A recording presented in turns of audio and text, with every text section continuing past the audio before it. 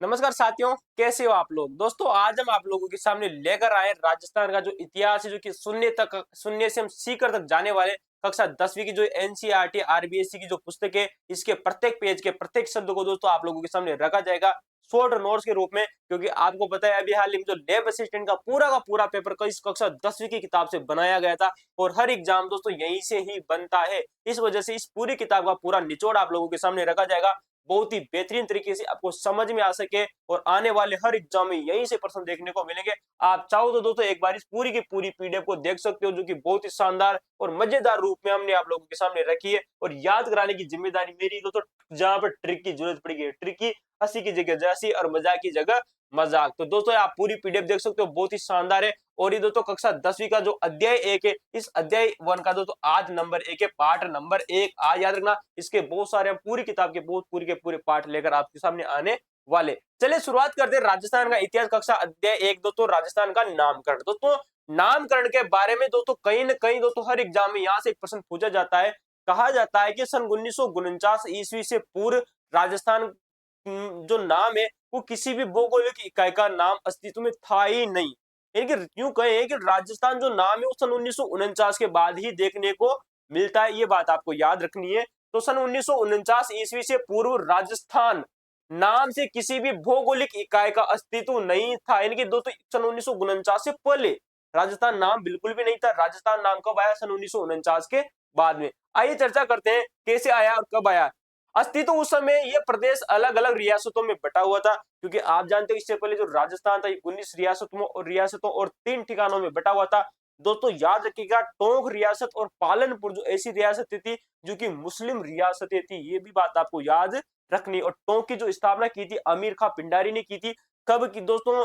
याद रखना, अमीर खां पिंडारी ने की थी, जिसके ऊपर एक किताब लिखी गई जिसका नाम है अमीर नामा। ये भी बात आपको याद रखनी है। अगली मैं आप लोगों से बात करूं जॉर्ज थॉमस। दोस्तों ये क्वेश्चन बहुत बार एग्जामों में आप लोगों से पूछा गया है कि जॉर्ज थॉमस वह व्यक्ति थे जिन्होंने सन 1800 ईस्वी में, ऐसा माना जाता है कि सर्वप्रथम, गौर करना, जॉर्ज थॉमस ने ही सर्वप्रथम इस भूभाग को मतलब जो वर्तमान का जो राजस्थान है, इसके लिए राजपुताना शब्द का प्रयोग किया था। याद रखना, जॉर्ज थॉमस ने 1800 ईस्वी में सर्वप्रथम राजस्थान के लिए राजपुताना शब्द का प्रयोग किया था। कई बार एग्जामों में क्वेश्चन आप लोगों से पूछा जा चुका है। अगला देखिएगा फैक्ट आप लोगों के सामने, कर्नल जेम्स टोड वह व्यक्ति जिसे राजस्थान में घोड़े वाले बाबा के नाम से जाना जाता है, राजस्थान के जनक कहा जाता है इतिहास के।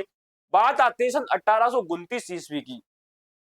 कर्नल जेम्स टोड सन 1829 ईस्वी में एक पुस्तक लिखते हैं जिसका नाम है annals and antiquities of Rajasthan. क्या नाम है दोस्तों? Annals and antiquities of Rajasthan पुस्तक लिखते हैं कौन? Colonel James Tod. इस पुस्तक में ही वो राजस्थान के लिए दो शब्दों का प्रयोग करते हैं, एक है राजस्थान शब्द का प्रयोग, एक है राजस्थान शब्द का प्रयोग। याद रखना, कर्नल जेम्स टोड के द्वारा राजस्थान शब्द दिया गया, राजस्थान शब्द दिया गया।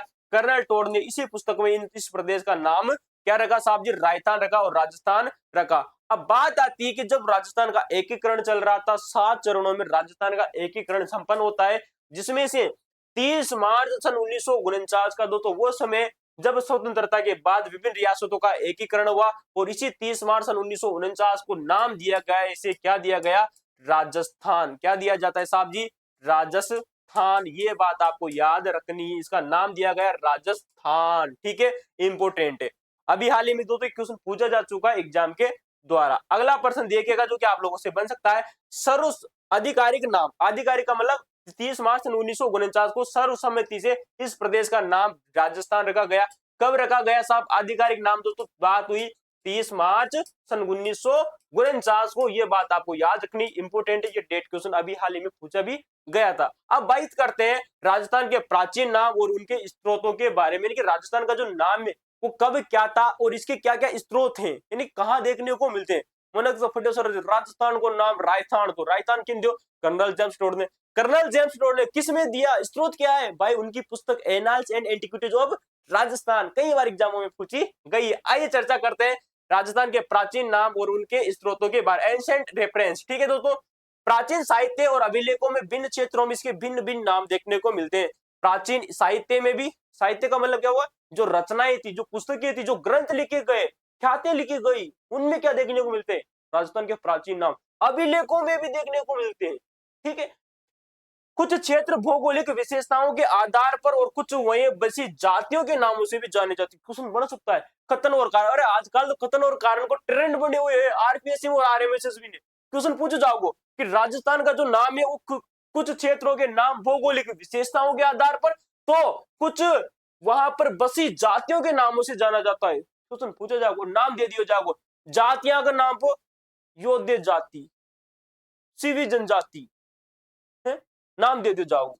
भौगोलिक क्षेत्र के आधार पर खाटल प्रतापगढ़ का क्षेत्र, माई नदी का किनारा। ओ याद रखना, कथन कारण में क्वेश्चन बन सकता है, इंपोर्टेंट लगा लेना भाई सब, इंपोर्टेंट। कैसा प्रश्न बनेगा साहब जी, इंपोर्टेंट।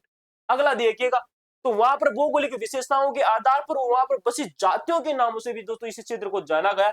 जैसे कि मैं बात करूं राजस्थान का दोस्तों, जो प्राचीन उल्लेख देखने को मिलता है वो देखने को मिलता है ऋग्वेद में। हमारे कितने वेद है साहब जी, आप आ रहे हमारे जो वेद है ना वो है दोस्तों 4 वेद। 4 वेद में जो सबसे पहला वेद आता है जिसका नाम देखने को मिलता है साहब जी ऋग्वेद। कितना दे तो ऋग्वेद। और याद रखना, मैंने आप लोगों को परसों के दिन एक चीज बताई थी कि वेली कृष्ण रुक्मणी जो नामक ग्रंथ है, जो कि पृथ्वीराज सॉरी दो तो वेली कृष्ण रुक्मणी जो ग्रंथ है पृथ्वीराज राठौड़ के द्वारा लिखा गया था। किसके द्वारा लिखा गया? पृथ्वीराज राठौड़ के द्वारा। कहा लिखा गया? गागरोड़ में लिखा गया। किसने? दुर्सा आड़ा ने। गौर करना, किसने? दुर्सा आड़ा ने। किसने साहब जी? दुर्सा आड़ा ने इसे 5वां वेद कहा था। क्या कहा था? 5वां वेद। किस ग्रंथ को? वेली कृष्ण रुक्मणी ग्रंथ को। तो 4 वेद है लेकिन 5वां कौन सा है? वेली कृष्ण रुक्मणी रो ग्रंथ। और एक और आता है दोस्तों किशन जी वेली, जो कि करमजी सांकड़ा के द्वारा लिखी गई थी। और दोस्तों इस वेली कृष्ण रुक्मणी से भी प्राचीन मानी जाती है, करमसी सांकड़ा के द्वारा। क्या नाम है? वेली कृष्ण जी री। याद रखना, ग्रंथ बताए थे, याद रखना, वीडियो जाकर देख सकते हो आप परसों के दिन वाला। तो ऋग्वेद में प्राचीनतम उल्लेख देखने को मिलता है साहब जी राजस्थान का। इसमें किसमें साहब जी? ऋग्वेद में। ऋग्वेद में मरु शब्द का उल्लेख देखने को मिलता है, धन्व शब्द का उल्लेख देखने को मिलता है, जांगल शब्द को उल्लेख देखने को मिलता है, मत्स्य शब्द का उल्लेख देखने को मिलता है, सूरसेन शब्द का उल्लेख देखने को मिलता है। याद रखना, इंपोर्टेंट है। अब बात कर लेते हैं भैया एक एक शब्दों के बारे में। मरु और धन, इन दोनों शब्दों का अर्थ एक ही है। क्वेश्चन एग्जाम में आ जाओगे कथन और कारण में कि मरु और धन शब्दों का उल्लेख मतलब हमारे ऋग्वेद में देखने को मिलता है। इनका उल्लेख जो है, इनका शब्दों का अर्थ एक ही होता है। कथन भी सही है, कारण सही, लेकिन व्याख्या कौन ही कर दो। ठीक है, इंपोर्टेंट बढ़ सकता है। तो यार इन दोनों के शब्दों का अर्थ एक ही होता है। उपयोग अर्थात मरु और धन शब्दों का जो प्रयोग हुआ है वो किस क्षेत्र के लिए हुआ है? उपयोग हुआ है साहब जी, ओ टिक्की लगा दी मैंने तो, टिक्की ही। उपयोग जोधपुर संभाग के मरुस्थल के जिलों के लिए, मरुस्थल के लिए इसका प्रयोग हुआ है। तो जोधपुर संभाग आपको याद रखना है। क्या रखना है? जोधपुर संभाग। और जोधपुर संभाग में कौन कौन आते हैं साहब जी? जैसलमेर आता है। और वर्तमान में तो एक नई जिलो बन गई फलोदी। क्या नाम बन गया साहब जी? फलोदी। और ये फलोदी वही जिला जो पाकिस्तान से सीमा साझा करता है। याद रखना, इंपोर्टेंट है, क्वेश्चन बनेगा ट्रेंडिंग में, है ना? अच्छा वाला क्वेश्चन। ठीक है, अगलो देखो भाई, अगलो देखो। जोधपुर का सफर सबसे पहले मरु ओ जोध क्वेश्चन बनेगा यहाँ से भी। क्या बनेगा क्वेश्चन कि जोधपुर के लिए जो सबसे पहले मरु शब्द का उल्लेख देखने को मिलता है। मरु शब्द ये देखो तीर को निशान लगा जो मैंने ताकत। मरु का बाद में काय बन्यो? मरुवार बन्यो। पहले छोटो शब्द फिर बड़ो, यानी कि पहले मरु था फिर उसके पास वार लगा दिया। तीर कैसे वार करते? वार कैसे करते? तीर से, त्रिक। इसीलिए तो मैंने आपको तीर का चिन्ह लगा दिया ना। बोलना मत, पहले मरु था फिर उसके ऊपर वार करना है। वार कैसे करते? तीर से, तीर से। ये तीर का चिन्ह लगा दिया, यानी कि वार लगा दिया मैंने साहब। क्या लगा दिया? वार, मरुवार बन गया। कालांतर में इसे मारवाड़ के नाम से जाना गया। कालांतर में इसे किस नाम से जाना गया साहब जी? मारवाड़ के नाम से जाना गया। ये बात आपको याद रखनी। आइए चर्चा कर लेते हैं दोस्तों अगले चीज के बारे में। तो हमने मरु की उल्लेख चर्चा कर ली, धनु की चर्चा कर ली। ऋग्वेद में उल्लेख देखने को मिलता है, दोनों का अर्थ एक ही होता है। अब बात कर लेते हैं भाई साहब जांगल प्रदेश, वो जंगल ही जंगल। समी फेड़ पीलू के आदि पेड़ देखवा जंगल में पेड़ ही पेड़ रहो और कई रोज कशा कशा पेड़ रहो। तो साहब जी जांगल शब्द उस क्षेत्र के लिए प्रयोग किया गया जहां पर समी का पेड़, केर के पेड़, या इसे तो पीलू का पेड़ भी कहा जाता है। समी, केर और पीलू। और आरएमएसएसबी क्वेश्चन पूछ चुकी है, आरएमएसएसबी ने क्वेश्चन पूछो है अभी हाल ही में कि जांगल प्रदेश किस क्षेत्र को कहा जाता है जहां पर किस वृक्ष की प्रधानता है? समी की, केर की और पीलू के वृक्षों की प्रधानता थी, उसे जांगल प्रदेश कहा गया। जांगल प्रदेश वर्तमान में किन जिलों में फैला हुआ है? गौर कीजिएगा, जांगल यो पेड़ रहे हो भाई साहब, कायरो पेड़ वृक्ष, ये देखो वृक्ष, भूल जी मतलब जांगल, जंगल मतलब जंगल, कौन कौन से पेड़ चर्चा कर ले। अब देखो भाई साहब जांगल प्रदेश के क्षेत्र में पाया जावे बीकानेर में, नागौर में और इसके आसपास के क्षेत्र जांगल देश कहा गया। ये जांगल देश वही मैंने आप लोगों को एक दिन पहले एक वीडियो में बताया था कि जो भगवान जो श्री कृष्ण और जो बलराम थे ना, वो जब द्वारिका गए थे वो इसी जंगल प्रदेश से होकर गए थे। कक्षा एनसीईआरटी की जो पुस्तक है ना, छठी सातवीं आठवीं वाली, उसमें लिखा हुआ है, क्या लिखा हुआ है कि जो भगवान जो श्री कृष्ण और जो बलराम थे ना, द्वारिका जाते समय इसी जंगल प्रदेश से होकर गुजरे थे। ठीक है, याद रखना, इंपोर्टेंट है। अगला देखिएगा तो बीकानेर और नागौर के उसके आसपास का क्षेत्र जंगल प्रदेश के नाम से जाना गया। अगला देखिएगा मत्स्य प्रदेश। ओ मत्स्य प्रदेश, इसका उल्लेख महाभारत में एक राज्य के रूप में हुआ है। किसका? मत्स्य प्रदेश का। इसके मत्स्य, मत्स्य का मतलब होता है मछली। मत्स्य का मतलब क्या होता है? और यार भाई साहब, ताकि प्यारी प्यारी मछली का है। देखो सिल्क भी रहता है, सिल्क, हाँ सिल्क रहता मछली। आजकल देखो ट्रेंडिंग में आओ मछलियां भी आजकल बाजार में बकच। मत्स्य प्रदेश, इसका उल्लेख महाभारत में एक राज्य के रूप में हुआ। मत्स्य का उल्लेख देखिएगा जयपुर में, अलवर में और भरतपुर में। तीन जिले आपको याद रखना है, जयपुर, अलवर और भरतपुर में आपको मत्स्य प्रदेश देखने को मिलता है। और इसकी जो राजधानी थी, इसकी राजधानी तो इसका नाम था विराट नगर। क्या नाम था साहब जी? विराट नगर। ये विराट नगर तो वही तो स्थान है जो इसे भले बेराट कहा जाता था। क्या कहा जाता था साहब जी? बेराट। ठीक है, और बेराट का एक और नाम देखने को मिलता है जिसका नाम है पर यात्रा। क्या नाम है साहब जी? पर यात्रा। इंपोर्टेंट क्वेश्चन पूछो जाओगे और आप कमेंट में बताएगा राजस्थान के किस क्षेत्र को कीव क्षेत्र के नाम से जाना जाता था। इंपोर्टेंट पूछो जाओगे एग्जाम में भविष्य में। अगला देखो साहब जी, सूरसेन राज्य। सूरसेन, ओ सूरसेन राज्य, ये भी एक प्राचीन राज्य था जिसका उल्लेख महाभारत में देखने को मिलता है। ये सूरसेन जनपद वही है। सूरसेन था ना वो, ये भगवान बलराम, वो भीम आया था, भीम पावर लगाया उसने अपनी, और एक टांग इधर फेंकी, एक टांग इधर फेंकी, इधर की इधर, इधर की इधर, पे जुड़ ही नहीं पाए हो। कृष्ण भगवान को दिमाग इस्तेमाल करे तो उन्हें। हाँ, तो सूरसेन जनपद, इसके विस्तार की मैं कल आप लोगों से बात करूं, भरतपुर का मथुरा से सटा हुआ क्षेत्र, यानी भरतपुर जो जिला है ना हमारा, उसका जो मथुरा से सटा हुआ, जो मथुरा कहाँ है साहब जी? यूपी में। साहब जी कहाँ है साहब जी? यूपी में। इस यूपी से जो जुड़ा हुआ जो इलाका है भरतपुर का, उसमें सूरसेन जनपद फैला हुआ था। साथ में धौलपुर वाला जिला और करौली का जो अधिकांश भाग था, तीन जिले इसमें भी, भरतपुर, धौलपुर और करौली का जो अधिकांश भाग था सूरसेन जनपद में आता था। आइए चर्चा कर लेते हैं अगले बारे में। ओ भौगोलिक बनावट पर आधारित नाम। मैंने आप लोगों से चर्चा की, क्वेश्चन बनेगा कथन और कारण में कि राजस्थान के किस क्षेत्र, राजस्थान के जो क्षेत्र है उनमें भौगोलिक बनावट के आधार पर और वहां पर निवास करने वाली जातियों के आधार पर जाना गया उस क्षेत्र को। एकदम सही बात है, कथन कारण। अब भौगोलिक बनावट देखिएगा, जातियों की हमने आप लोगों से चर्चा कर ली। अब देखिएगा भौगोलिक बनावट। काटल, ओ यू काटल। माही नदी, ओ अभी हाल ही में ले बस स्टैंड में दो बार दोनों एग्जाम में माही नदी पूछ ली था, कहीं पूछ ली, और 2022 का एग्जाम में भी पूछी गई। तगड़ो क्वेश्चन बना। माही नदी जो कि कहाँ खट्टी सु आव साहब? मध्य प्रदेश सु आव साहब, खट्टी जाव राजस्थान में, और राजस्थान का बाद में गुजरात में जाओ। तीन तीन राज्यों में फैली हुई, तीन राज्यों में। माही नदी के पास का प्रतापगढ़ का दोस्तों जो भूभाग है, प्रतापगढ़ दोस्तों एक जिला है, इस प्रतापगढ़ का जो भूभाग है ना, यहाँ पर दोस्तों जो काटल, इसे क्या कहा गया है? काटल। इसे काटल क्यों कहा गया है? क्या कारण रहा है? वो कारण देखो, रीजन देखो भाई। ये क्षेत्र माही नदी के किनारे, यानी कि किनारे पर स्थित है। जो प्रतापगढ़ है ना साहब जी, ये माही नदी के किनारे पर स्थित है। और इस माही नदी का जो किनारा है, इस किनारे को कांटे कहा गया है। क्या कहा गया है? कांटे। इस वजह से ये क्षेत्र क्या कहलाया?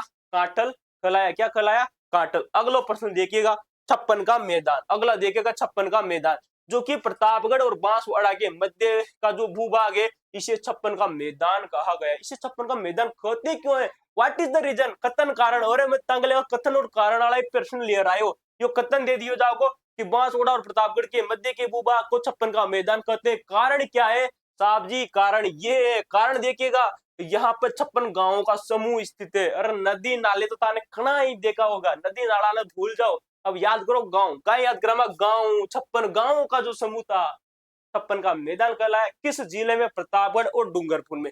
सॉरी दोस्तों, प्रतापगढ़ और बांसवाड़ा में। गलती से भी डूंगरपुर तो थाने करनो ही करो, नोट लगा लीजिए, नोट का ही लगा लो।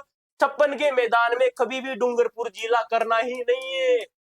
डूंगरपुर बिल्कुल भी कोनी करनो ही कोनी। चाहे तो प्रतापगढ़ कर लियो, चाहे बांसवाड़ा कर लियो, या फिर कर लियो। देखो इसके अलावा आप इस 56 के मैदान में कौन कौन से कर सकते हो? आरपीएससी क्वेश्चन पूछ चुकी है। इसके अलावा आप यहाँ पर कर सकते हो उदयपुर। क्या कर सकते हो साहब जी? उदयपुर। साथ में यहाँ पर आप कर सकते हो दोस्तों चित्तौड़। क्या कर सकते हो? चित्तौड़। साथ में यहाँ पर आप कर सकते हो राजसमंद, क्या कर सकते हो, राजसमंद। ये बात आपको याद रखनी, इतने जिले कर लेना लेकिन डूंगरपुर को भूल कर भी मत करना। 56 के मैदान में अंडरलाइन कर लेना, इंपोर्टेंट है, आरपीएससी इस क्वेश्चन को पूछ चुकी है।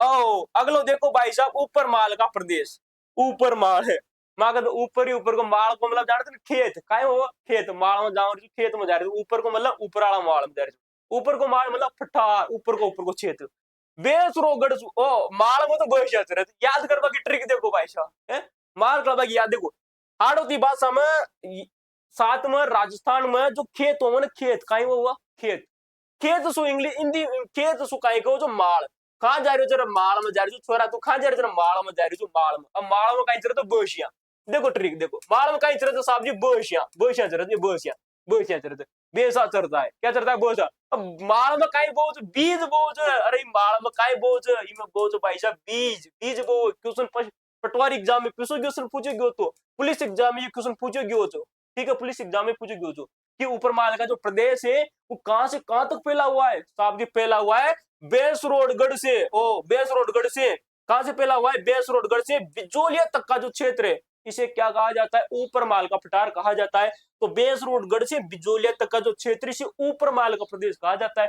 ऊपर को माल गोशा चरवा जाओ उधर माल में बीज भी बोता फसला भी करा था साहब जी। कारण क्या है, ओ कथन कारण वाले आरएमएस ट्रेंडिंग में लेके आदि पर्सन को ट्रेंडिंग में कहीं ला रही, ऊपर वाल के जो प्रदेश को किस रीजन से दो तो इसे कहा जाता है, कारण क्या है, कारण ये है कि ये भाग पठारी होने के कारण इसे दोस्तों जाना जाता है, इस भाग को पठारी होने के कारण, पठार ऊंचो, पठार के जो ऊंचो ऊपर, ऊंचो उठोगो ऊपर उठोगो, याद कर लीजिए भाई, बर्षा और बीज, बर्ष से बिजोलिया तक का जो क्षेत्र है वो पठारी क्षेत्र है साहब जी, इस वजह से इसे ऊपर माल कहा गया है। अगला देखिएगा, गिरवा के आसपास का प्रदेश, ओ गिरवा, अभी हाल ही में थोड़ा दिन पहले आरपीएससी ने भी क्वेश्चन पूछे जो ना, वो किसो पेपर हो जो यार, वो आयुर्वेद डिपार्टमेंट का, हाँ आयुर्वेद डिपार्टमेंट का जो पेपर हुआ था आयुष डिपार्टमेंट का, उसमें क्वेश्चन पूछा था कि गिरवा क्षेत्र को कहा किस नाम से जाना जाता है, तो गिरवा क्या है, उदयपुर जिला, ओ था सो थोड़ी देर पहले मैंने एक क्वेश्चन पूछा तो कि राजस्थान में किस क्षेत्र को कीव क्षेत्र के नाम से जाना जाता है,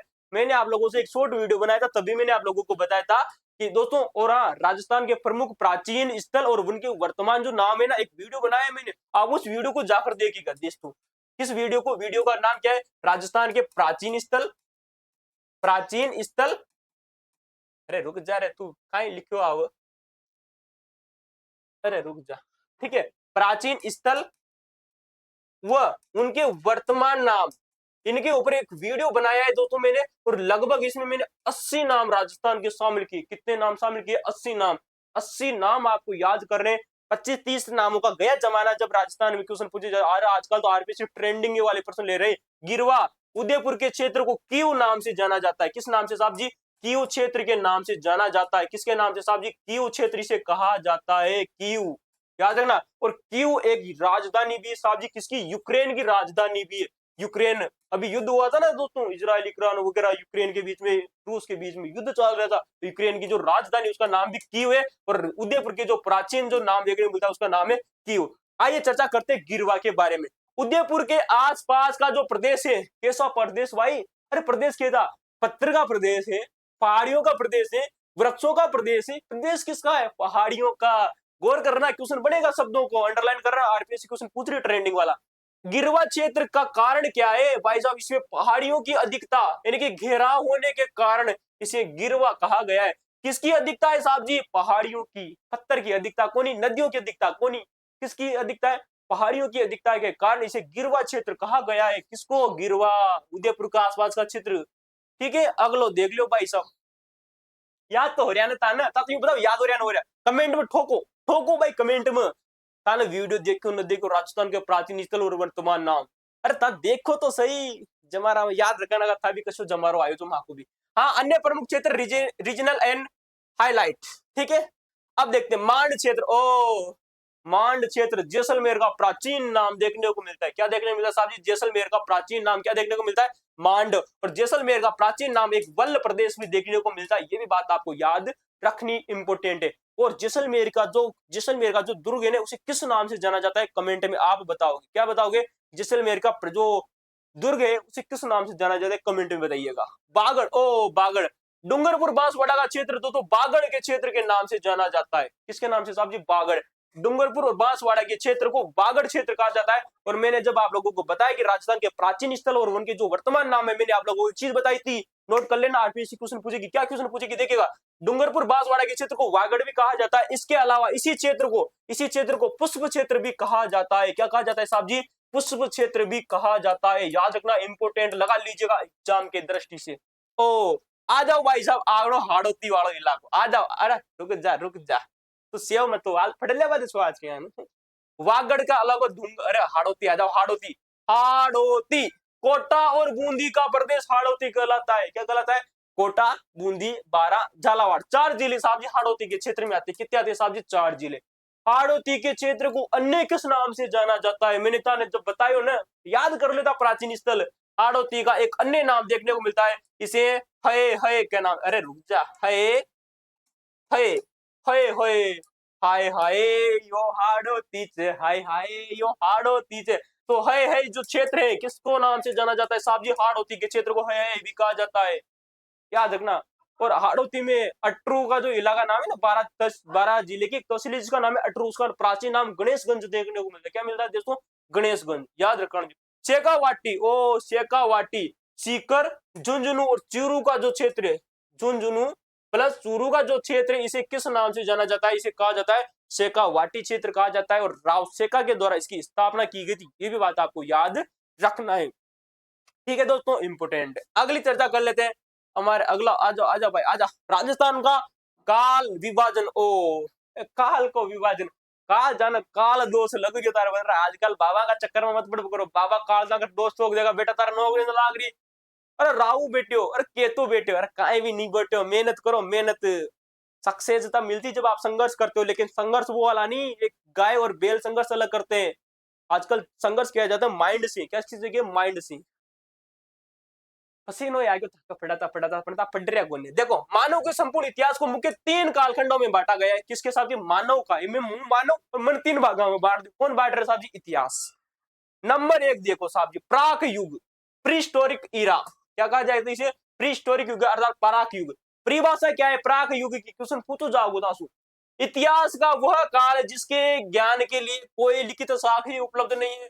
अशोक काल जी के बारे में कई जानकारी को नहीं मिल रहा है, उसे प्राक युग कहो। कहीं कहो अशोक युग जी के बारे में कोई जानकारी ही न मिल, उसको प्राक युग है। खास बात क्या है, इस काल में मानव लेखन कला से पूरी तरह से अपरिचित था। लेखन कला, ओ मुझे लिख रही तो मारो नाम साहब जी, मारो नाम हेमराज, मारो नाम हेमराज। लेखन कला से अपरिचित मानव प्राक युग की श्रेणी में आएगा। याद आ जाएगी बात। अगला देखिएगा, भारतीय संदर्भ इस युग की दृष्टि से जैसे ही तो सृष्टि का आरंभ होता है, सृष्टि इस पृथ्वी का आरंभ होता है, सृष्टि तो एक फिल्म आई थी कि धरती खट्टे ही रहे साहब जी, भगवान विष्णु की शेष नाग पर धरती टिकती है। अरे टिकती कौन, ये ब्रह्मांड में पृथ्वी है।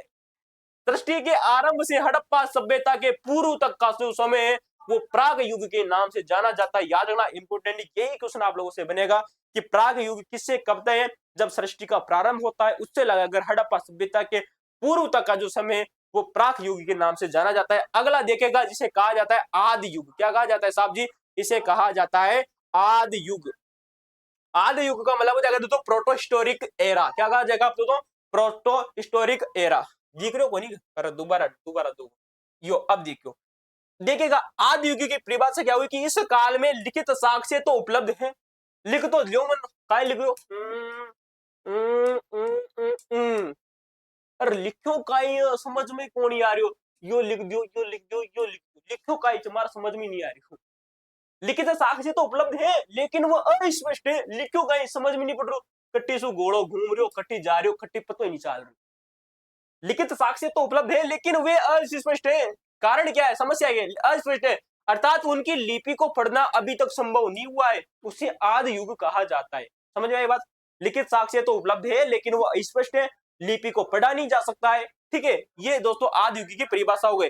भारतीय संदर्भ में इस युग की दोस्तों जो प्रारंभ कब से कब होता है, गौर करना। आदि युग का दोस्तों जो काल आता है, यह युग हड़प्पा सभ्यता के काल से 600 ईस्वी पूर्व तक का माना जाता है। कब तक का माना जाता है, हड़प्पा सभ्यता से 600 ईस्वी पूर्व, 600 ईस्वी पूर्व तक का जो समय है वो क्या कहलाता है, आदि युग कहलाता है। अगला देखिएगा ऐतिहासिक युग, हिस्टोरिकल एरा, इसे क्या कहेंगे साहब जी, हिस्टोरिकल एरा।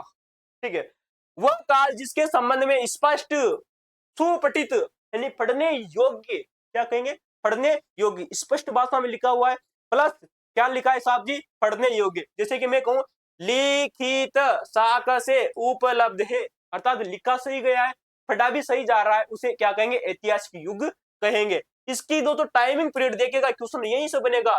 भारतीय संदर्भ में, भारतीय संदर्भ में मैं बात कर रहा हूं, केवल भारतीय संदर्भ में 600 ईस्वी पूर्व से वर्तमान तक का जो समय है वो क्या कहलाता है साहब जी, ऐतिहासिक युग कहलाता है। युग का मतलब टाइमिंग देख लो, घड़ी देख लो, तीर को निशान देख लो, पाछी घड़ी देख लो, 600 ईस्वी पूर्व से वर्तमान तक का जो समय है वो ऐतिहासिक युग के नाम से जाना जाता है। समझ में भाई बात, आ जाओ आ जाओ आ जाओ आ जाओ।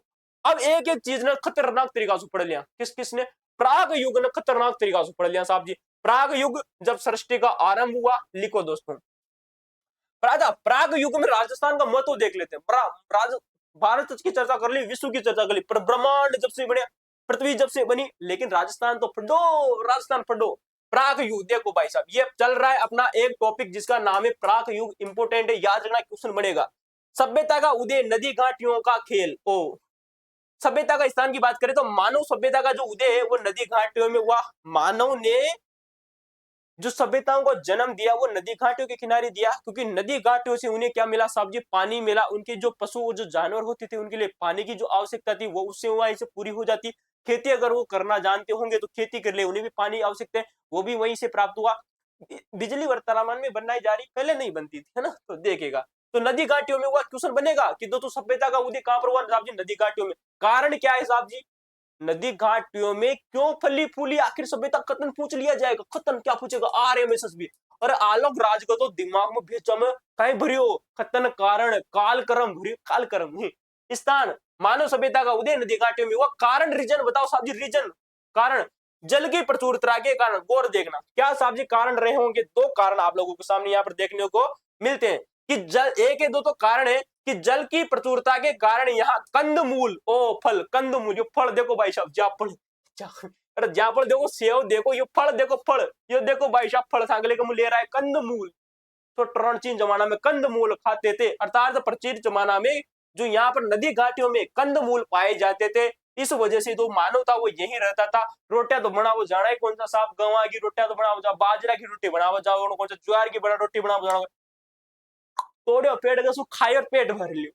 दूसरा कारण क्या था, सघन वनों के कारण, सघन वनों के कारण मांस हेतु पशु पक्षी आसानी से उपलब्ध हो जाते थे। रोटियां तो बाणु खावा लगे तो पली थोड़ी खाओ चा, पली तो हिरण मर गए तो हिरण ने पकड़ खा लेता, कबूतरों मार का मतलब जे भी मतलब जिन्हें खा जाओ था, नाम कौन लियो, नाम तो भारतीय गवर्नमेंट मार ऊपर पेन लगा दी।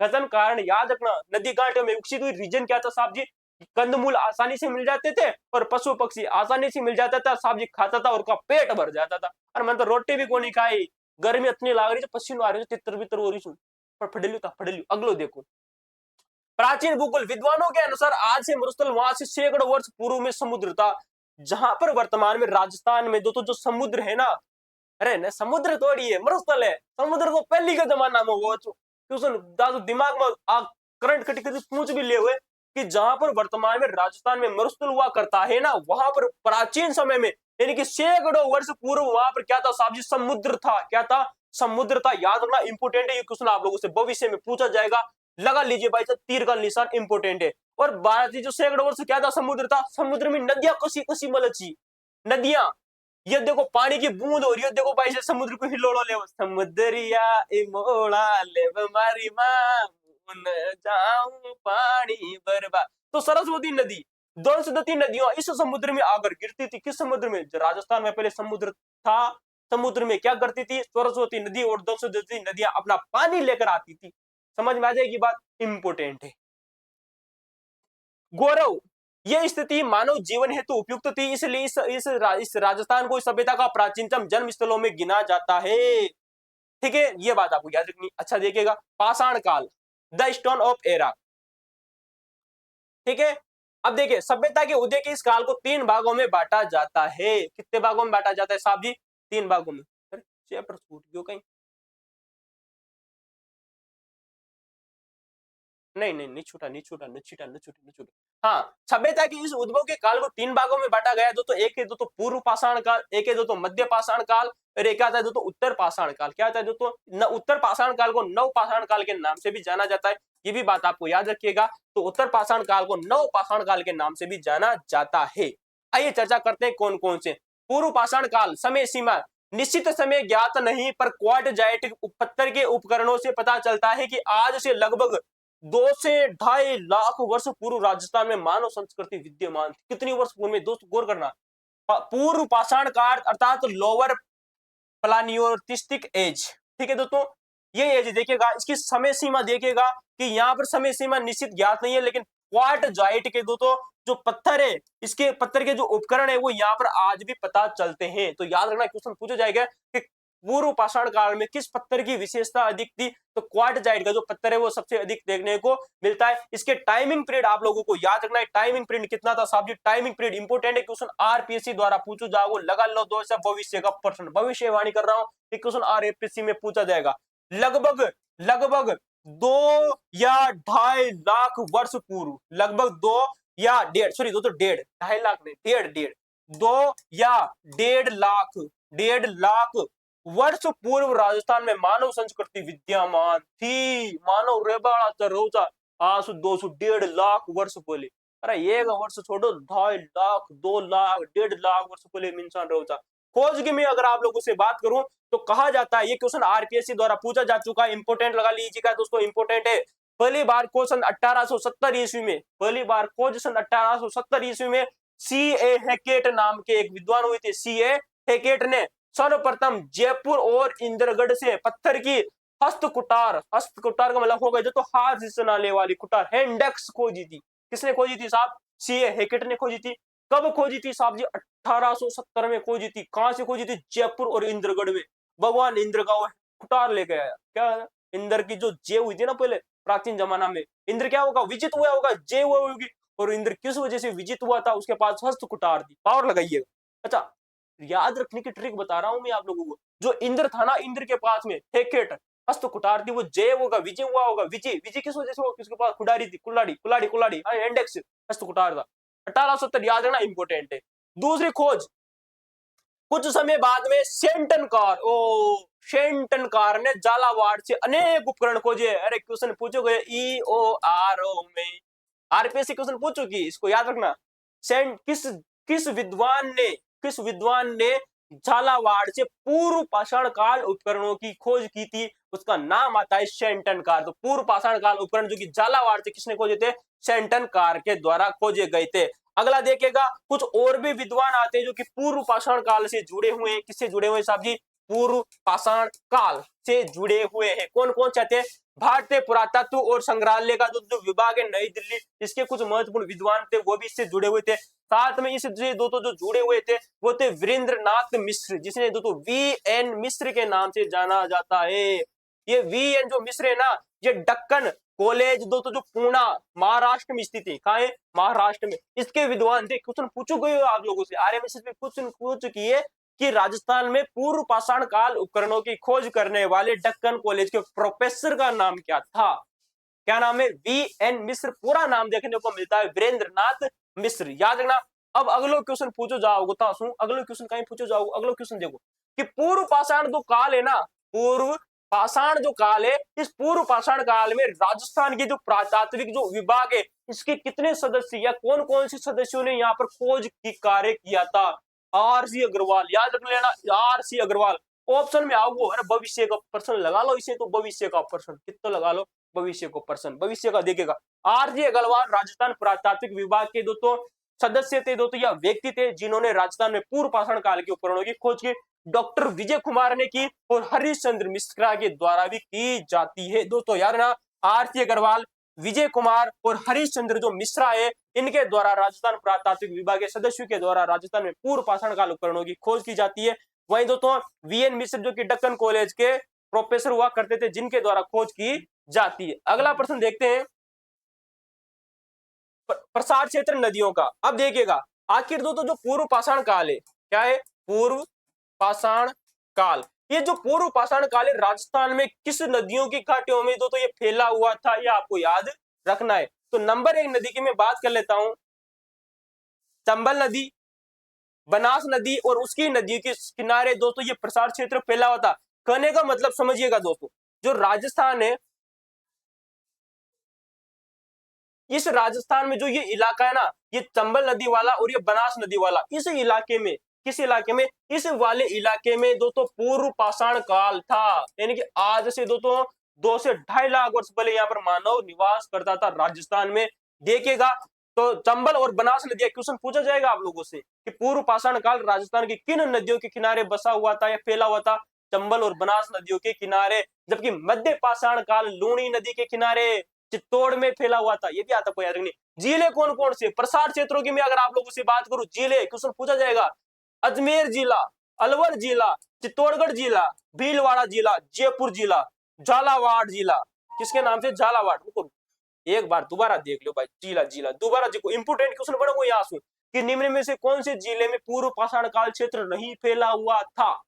कौन कौन सो? देखो भाई, एक आ जाएगा अजमेर, ठीक है, एक आ जाएगा अलवर, दूसरा आ जाएगा चित्तौड़, तीसरा आ जाएगा भीलवाड़ा, फिर जयपुर। जयपुर में किसने खोज की थी? अरे बताओ रे बताओ रे, जयपुर में खोज किसने की थी पूर्व पाषाण काल की? किसने की थी? सीए हैकेट के द्वारा। सीए हैकेट नाम के जो विद्वान हुए थे, जिनके द्वारा खोज की गई थी सन 1870 ईस्वी में। प्लस इंद्रगढ़ से भी खोज इसके द्वारा की गई थी, है ना। हाँ, देखो झालावाड़, ओ झालावाड़ के बारे में अभी आप लोगों से बताया था। कौन विद्वान था पूर्व पाषाण काल से जुड़ा हुआ, जिसका नाम आता है शेंटनकार। क्या नाम देखने को मिलता है? शेंटनकार, ठीक है। जालोर से, अरे जालोर से तो बी आलचिन खोज करते। ये अगला ही देखिए, जालोर में पूर्व पाषाण काल की खोज कौन करते हैं साहब जी? जोर खोज करते हैं बी आलचिन। ओ तो सर पूछे जा चुके हो आरपीएससी के द्वारा। क्या पूछा गया कि दोस्तों कि जालोर में पूर्व पाषाण काल उपकरणों की खोज करने वाले विद्वान का नाम है बी आलचिन। और यू बी आलचिन वही, देखो बी आलचिन के बारे में आपको एक और जानकारी आप लोगों को बताऊंगा, विश्वास रखिए इंपोर्टेंट है, पूछा जाएगा। लेकिन याद रखो पूर्व पाषाण काल जालोर में, जोधपुर में, इसके अलावा पाली में, प्लस टोंक में दोस्तों ये फैला हुआ था। याद रखिएगा बात, जालोर में, जोधपुर में, पाली में, भीलवाड़ा में, चित्तौड़ में, अलवर में और अजमेर में, जयपुर में फैला हुआ था। याद रखना इंपोर्टेंट है। जालोर में खोज किसने की साहब जी? बी आलचिन ने की। और ये बी आलचिन वही व्यक्ति है जब मैंने राजस्थान की आपको महत्वपूर्ण सभ्यताएं पढ़ाई थी, जो इंपोर्टेंट वाली थी, जो आपको कोई भी नहीं पढ़ाता है, कोई नहीं पढ़ाता है, उनको जाकर देखो। राजस्थान की महत्वपूर्ण सभ्यताओं के नाम से मैंने एक वीडियो अपलोड किया है यूट्यूब पर, उस वीडियो को देखो। काली बंगा, आहड़, बागोर, गणेश्वर, शीतल, बालातल हर कोई पढ़ाता है।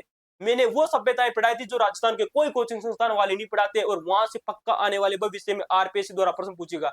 आरएमएसएसबी का पता नहीं, लेकिन आरपीएससी जरूर क्वेश्चन पूछेगी। बी आलचीन के द्वारा एक सभ्यता जिसका नाम है झर सभ्यता। क्या नाम है?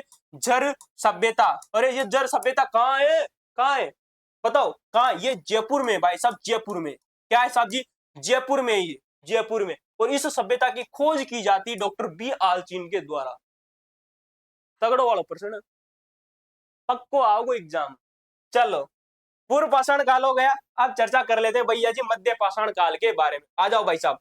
मेसोलिथिक यूज, एज, इसे एज कहा जाता है ना, एज, एरा, काल, ठीक है, एज।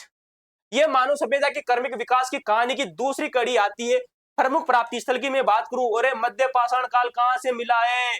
पश्चिमी राजस्थान से मिला है। जबकि पूर्व पाषाण काल पूर्वी राजस्थान से मिला है। पूर्वी राजस्थान में मैंने आपको दोस्तों बात की चंबल नदी के बारे में, ओ चंबल नदी, प्लस बनास नदी के बारे में आप लोगों से बात की। मध्य पाषाण काल लूणी नदी और उसकी सहायक नदियों के किनारे मिला है। किसके किनारे? लूणी नदी और उसकी सहायक नदियों के किनारे। प्लस कहां से मिला है? प्लस लगाओ, प्लस का चित्तौड़ में बेडज नदी के किनारे भी। बेडज नदी जानते हो ना, ये बेडज नदी वही नदी है जो कि बनास नदी की सहायक नदी है। बेडज नदी वही नदी है जो कि बनास नदी की सहायक नदी है। वहां से भी मध्य पाषाण काल के उपकरण मिले। साथ में जयपुर का विराट नगर, ओ प्लस को चिन्ह लगाओ और इंपोर्टेंट लगाओ भाई साहब, इंपोर्टेंट लगाओ भाई साहब। क्या लगाओ? इंपोर्टेंट, कि जयपुर के विराट नगर से भी मध्य पाषाण काल के उपकरण मिले। और मैंने आप लोगों को बताया था कि ये दो तो विराट नगर जयपुर वाला वही है जहां से ताम्र सभ्यता के उपकरण देखने को मिले थे, मध्य पाषाण काल के उपकरण देखने को मिलते थे। अरे नहीं नहीं, ताम्र के नहीं, सॉरी दोस्तों, मध्य पाषाण काल के, हाँ मैंने गलती बता दिया क्या? तो देखेगा तीन चीजें याद रखना, लूणी और उसकी सहायक नदियों के किनारे बेडज नदी घाटी में, और विराट नगर जयपुर से क्या मिले हैं साहब जी? मध्य पाषाण काल उपकरण मिले हैं। मध्य पाषाण, मध्य पाषाण उपकरण मिले हैं। इंपोर्टेंट याद रखना उपकरणों की विशेषता। अरे मध्य पाषाण काल में जो उपकरण देखने को मिले इनकी विशेषता क्या आती है ये देखिएगा। छोटे होते थे इतने इतने से, कितने से कहीं बताऊं था ने तो युवा कैमरा लाग अत्ता शाग मिले अत्ता शाग। छोटे मिलते थे, छोटे हल्के, वजन में इतने हल्के थे कि जिसकी पूछो ही मत। कुशलता से निर्मित किए गए, गौर करना, एक तगड़ी वाली बात बताऊंगी आप लोगों को। छोटे थे, हल्के थे और कुशलता से निर्मित किए गए थे। लेकिन कालीबंगा सभ्यता में लेबर स्टैंड में कल ही एग्जाम में प्रश्न पूछा गया था, परसों के दिन ही क्या पूछा गया था कि कालीबंगा सभ्यता में हल्के, हल्के वजन में हल्के और बहुत ही मतलब क्यों कहूंगा दोस्तों वजन में हल्के और बारीक बारीक जो थे वो उपकरण बनाए जाते थे, लेकिन उनमें सुंदरता और सुडोलता का अभाव देखने को मिलता था। जबकि यहाँ पर कुशलता का निर्मित किए गए, कुशलता से, यानी कि कालीबंगा सभ्यता से पहले भी जो व्यक्ति थे ना वो कुशलता से जो बर्तन है उनका निर्माण करते थे, उपकरणों का निर्माण करते थे। लेकिन कालीबंगा में ऐसा देखने को नहीं मिलता है। हल्के हैं वजन में, बहुत ही बारीक है, लेकिन सुंदरता का अभाव देखने को मिलता है। समझ में आई बात। प्रयुक्त पत्थर जेस्पर, क्या नाम है, जेस्पर। और मैंने था ना पूर्व पाषाण काल में जो पत्थर का जो उपकरण देखा था, पूर्व पाषाण, पूर्व पाषाण काल में जिस पत्थर की मैंने आप लोगों से चर्चा की वो था क्वार्टजाइट। क्या था दोस्तों, क्वार्टजाइट। ये बात आपको याद रखना, क्वार्टजाइट पत्थर की विशेषता थी। प्लस दोस्तों 2 से 1.5 लाख वर्ष पूर्व दोस्तों ये सभ्यता अस्तित्व में थी। जेस्पर, एगेट, इंपोर्टेंट रखना, आरपीएससी क्वेश्चन पूछेगी। जेस्पर, एगेट, चर्ट, कार्नेलियन दोस्तों, कार्नेलियन, क्वार्टजाइट प्लस कैल्चेडोनी नामक पत्थर का दोस्तों मध्य पाषाण काल में प्रयोग किया जाता था। समझ में आई बात आप लोगों को।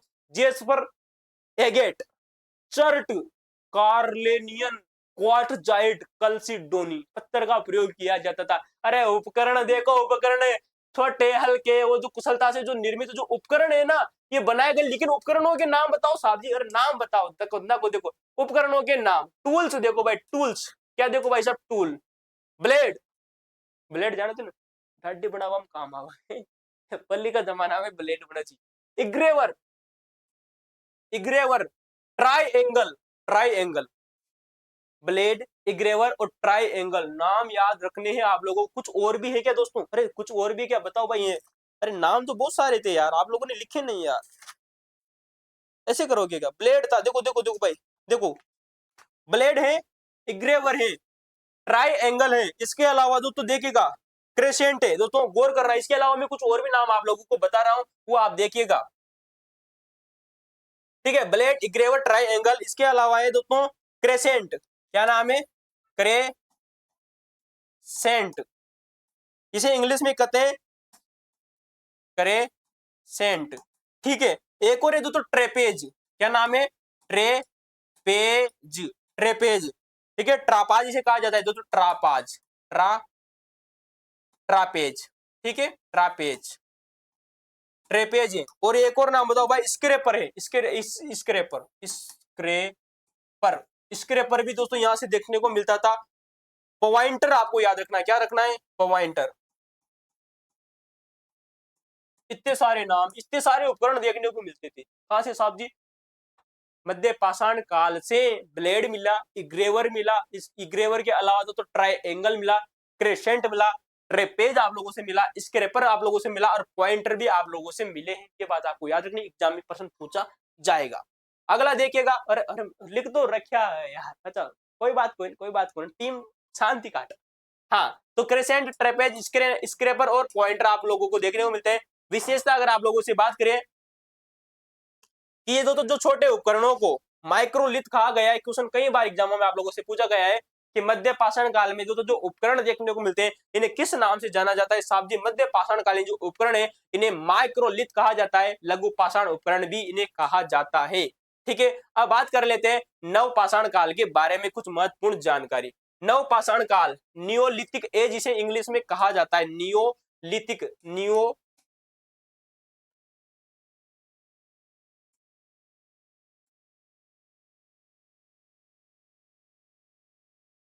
नियोलिथिक एज, ठीक है। भारत के अन्य भागों की भांति राजस्थान में भी सभ्यता का उदय हुआ, किसका, उत्तर पाषाण काल, जिसे सामान्यतः नव पाषाण काल के नाम से जाना जाता है। प्रमुख स्थलों की अगर मैं आप लोगों से चर्चा करूं तो नंबर देखिएगा, अजमेर, अजमेर में क्या पाया गया था, पूर्व पाषाण काल भी पाया गया था। नागौर में पूर्व पाषाण काल नहीं था, सीकर में नहीं था, झुंझुनू में नहीं था। ये देखिएगा तीन ऐसे जिले जहां पर दोस्तों पूर्व पाषाण काल नहीं था। अजमेर में पूर्व पाषाण काल था, जयपुर में था, उदयपुर में भी नहीं था, चित्तौड़ में नहीं था, जोधपुर में था साहब, है ना।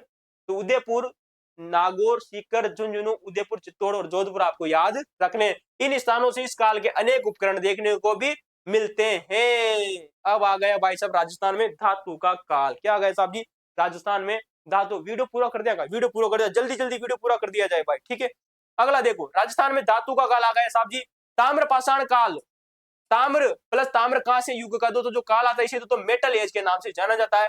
यहां से मिले अवशेष तत्कालीन मानव के सांस्कृतिक विकास के पर्याप्त प्रकाश डालते हैं। अरे राजस्थान में ताम्र पाषाण कालीन दोस्तों जो स्थल है ना, मस्ट रिमेंबर, ठीक है दोस्तों। तो ये जो ताम्र पाषाण कालीन उपकरण है, रीट एग्जाम के द्वारा क्वेश्चन पूछा जा चुका है 2022 वाली वैकेंसी में यहाँ से, ठीक है। कक्षा 10वीं की किताब याद रख लेना।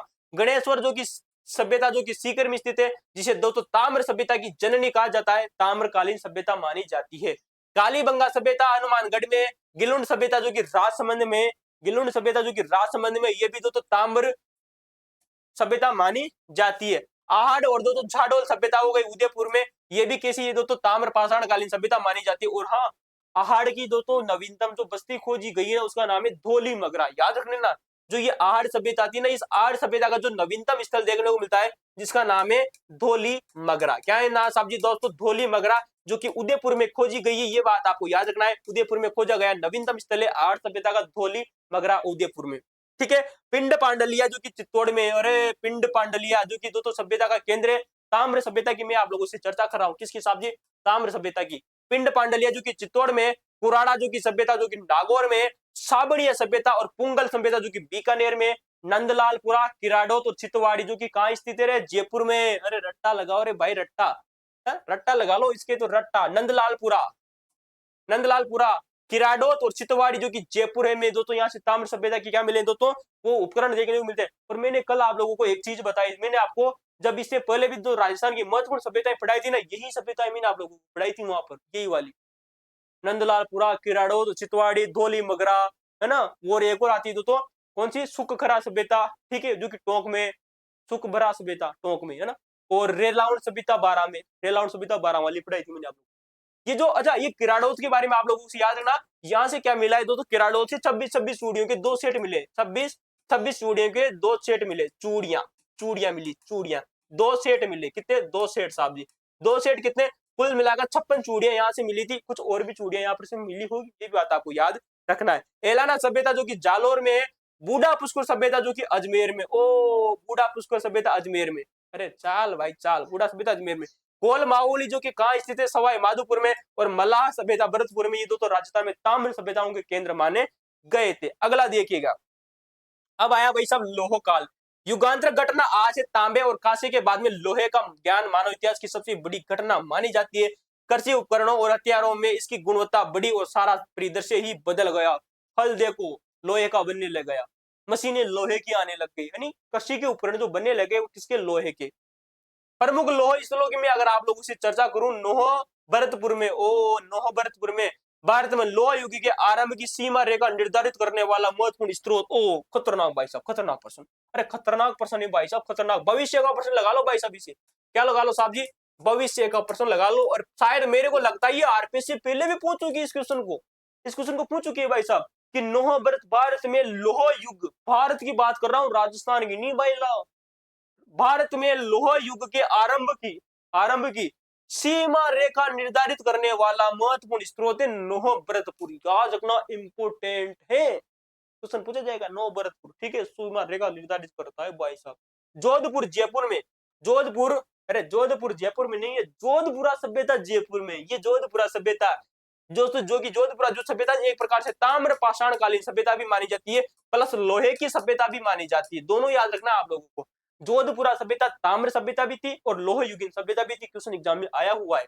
सुनारी सभ्यता जो कि झुंझुनू में, यहाँ से लोहा गलाने की पट्टियां मिली, कहाँ से मिली है साहब जी, जोधपुरा सभ्यता दोस्तों, जोधपुरा सभ्यता जयपुर से, सुनारी सभ्यता दोस्तों जयपुर से। यहाँ से लोहा गलाने की भट्टियां मिली है अस्त्र शस्त्र बनाने के कारखाने भी मिले। ओ तीर को निशान डिस्का अस्त्र शस्त्र बनाए जाते थे भैया। कहां से? जोधपुर और सुनारी सभ्यताओं से दोस्तों जो कारखाने मिले ना लोहे के, लोहे गलाने की भट्टियां प्लस कारखाने मिले। रेड वाला टोंक देखो भाई साहब, रेड टोंक से लोह सामग्री की प्रचुरता के कारण इसे राजस्थान का प्राचीन टाटा नगर कहा जाता है। प्राचीन राजस्थान का टाटा नगर कहा जाता है।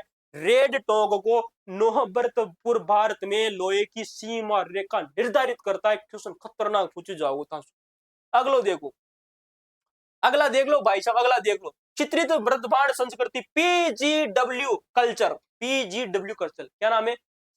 पेंटेंट ग्रे वेयर, क्या कहेंगे भाई सब इसे? इसे कहेंगे पेंटेंट ग्रे वेयर संस्कृति, जिसे चित्रित मृदबाण संस्कृति कहा जाता है। इसका एक और अन्य नाम देखने को मिलता है स्लेटी रंग की चित्रित मृदबाण संस्कृति। इसका उद्गम स्थल की मैं अगर आप लोगों से बात करूं, उसका उदय लगभग 600 ईस्वी पूर्व में हुआ था। 600 ईस्वी पूर्व का समय वही दोस्तों जब हड़प्पा सभ्यता से 600 ईस्वी पूर्व तक का जो समय था वो किस नाम से जाना गया था, मैंने आप लोगों को बताया दोस्तों। किसके नाम से साहब जी? मध्य पाषाण, मध्य काल के नाम से। ठीक है, प्राप्ति स्थल की मैं अगर आप लोगों से बात करूं, पीजीडब्ल्यू, अरे पीजीडब्ल्यू कहां से मिली? विराटनगर जयपुर से, जोधपुरा सभ्यता जयपुर से, सुनारी सभ्यता जयपुर से और नौ सभ्यता भरतपुर से। क्या मिला है साहब जी? पीजीडब्ल्यू मिला है, याद रख लेना, इंपोर्टेंट है। हाँ?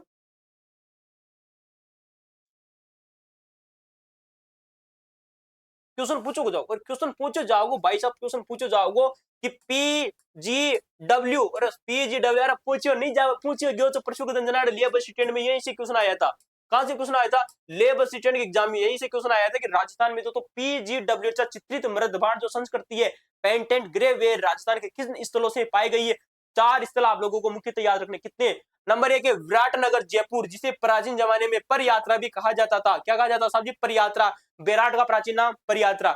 जोधपुरा सभ्यता जयपुर से, सुनारी सभ्यता दोस्तों, सुनारी सभ्यता झुंझुनू से और नौह सभ्यता दोस्तों भरतपुर से। ठीक है, नौ सभ्यता भरतपुर से। क्या मिले हैं साहब जी? पीजीडब्ल्यू सभ्यता के दोस्तों क्या मिले? अवशेष मिले। ऐतिहासिक मोड़ की अगर आप लोगों से बात करें तो इसके पश्चात भारतीय इतिहास के साथ राजस्थान के इतिहास का भी ऐतिहासिक युग शुरू हो जाता है। लोह काल के बाद में क्या शुरू हुआ साहब जी? ऐतिहासिक युग शुरू हुआ। तो आज के लिए दोस्तों बस इतना ही। इसके बाद में दोस्तों हम राजस्थान का जो सभ्यताओं का पार्ट नंबर 2 लेकर आने वाले। क्या लेकर आएंगे साहब जी? राजस्थान की जो महत्वपूर्ण जो सभ्यताएं दोस्तों, क्या है? सभ्यता, सभ्यता पार्ट नंबर 2 किसका? कक्षा 10वीं का अध्याय 1 का, अध्याय का पार्ट नंबर 2। अगर आपको वीडियो अच्छा लगा है तो आप वीडियो लाइक कर सकते हो। इस वीडियो को देखना जरूर ना भूलें। अगर खतरनाक बनाएंगे, टेंशन डालो, एग्जाम की औकात ना, क्वेश्चन बाहर ले जाएगा आप लोगों से, है ना। और वो क्वेश्चन पूछे थे ना, कालीबंगा सभ्यता के हल्के मृदबान, सुंदरता का अभाव, वो क्वेश्चन कल पढ़ेंगे। ठीक है, तो आज के लिए इतना ही। अगर वीडियो अच्छा लगा हो दोस्तों आपको तो वीडियो को लाइक कर सकते हो, शेयर कर सकते हो, सब्सक्राइब कर सकते हो। इसी प्रकार से आप हमारे भारतीय इतिहास की वीडियो देख सकते हो, हस्तलिखित नोट्स देख सकते हो, ज्योग्राफी की वीडियो देखिए। अरे 150 में से 150 क्वेश्चन में से ना 130 प्लस क्वेश्चन दिए हमने लेबर असिस्टेंट एग्जाम में। प्रूफ नहीं बता रहे क्योंकि हस्तलिखित नोट्स थे। अब बताएंगे भाई, डिजिटल माध्यम में सर्च किया, कट कॉपी पेस्ट क्वेश्चन आ गए। चलो धन्यवाद, कल मिलते हैं, बाय बाय।